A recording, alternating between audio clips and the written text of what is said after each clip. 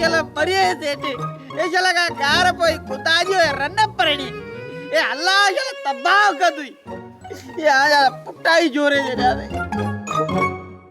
अरे निभागा मोखे कुजाड़ेला तो पिटे ये मरी मुआ ये आऊं तो जे भोला रहे थे ये रल्ली के गणी छिक्कनी ये आऊं के केड़ी खबर थे बला सुती पई है। पर निभागा तू भी कीनक कुछ ध्यान कर पराई मायसी खस तो करे वो तो के कुटी दी न बियो छड़े दी का ये मुआ खस की न कई ये आऊं तो भूलो उस मुआ पो इन मज मोह केड़ो डो कयो जो हित जी कावड़जी वेही रहे वई ये मुआ ये रन त मुके सा कहणी की न पीजे ये हां हाणे कुजाड़ो करिया मोह पिंड सा पाण ई हालियत है ए मोह सा जेका तादी पई थे वा तू कोन तोरसी का ये मुआ ये तो अजी दा जाला है ये तो अजी दा भली अगलारा करे ये पर मुआ त डो कीने कयो अरे न भागा ए अंगल आरा ये कबायन का लठ हथ में है रोजानू सटा सटी लगी पई है ये पर मुख कुजाड़े ले भी मार जी अरे हाणे छड कावड़ के ए तू तो मोजो पुराणो यार है तू मुखे किए छडींदे तू तो हलूं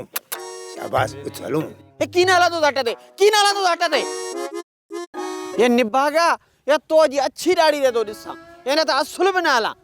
ये हलो चंगो चंगो नाराज मथी दो कर ए मुझे करे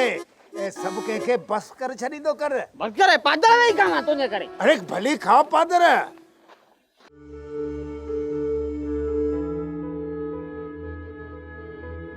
माटी जुड़िया तू मिना रात में को तो मारे की थियो इतना एक अगा गुजारत में न गालाए मूसा गाल कर चिट्ठी मुंह वट एतरो वक्त कोने जो ये तुझो गुजार तो बुधा माटी हूं ताज विहारी बात तो पूछा काका पटेल यो वरी मुआरो विहा फिटाईंदे जा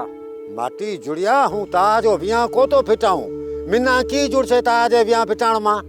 मिना सुनाए ना काका पटेल ना तोते केड़ो एतबार माटी जुड़िया ए वाम ताजो अजायो है तिना केड़ी खबर मिना सजी खबर है ओए काका पटेल मुझे वह मजायो कोने मु ता जड़े पटेलन के असल आजमाई डिठो आ माटी जुड़िया ताजो विहा जे कने फिटणो होसे न आपे परो फिटे जासे ए काका पटेल इहे मुझो विहा अले की फिटंदो ए बात मा वाई त का सुठी कट माटी हूं को दरु है सुको आ जको कई सो थे जासे हूं हुई बात तो करा बीजो ए काका पटेल तो आरी दरवेशी मु डिठी मुखे छड मुखे माफ कर भली मुजी जान छड काका पटेल ए हथ तो बधाई माटी मैं को तना बधो को है हे जा परो जा जा ओए तना केड़ी खबर मिना सजी खबर है हां काका हला तू जा जा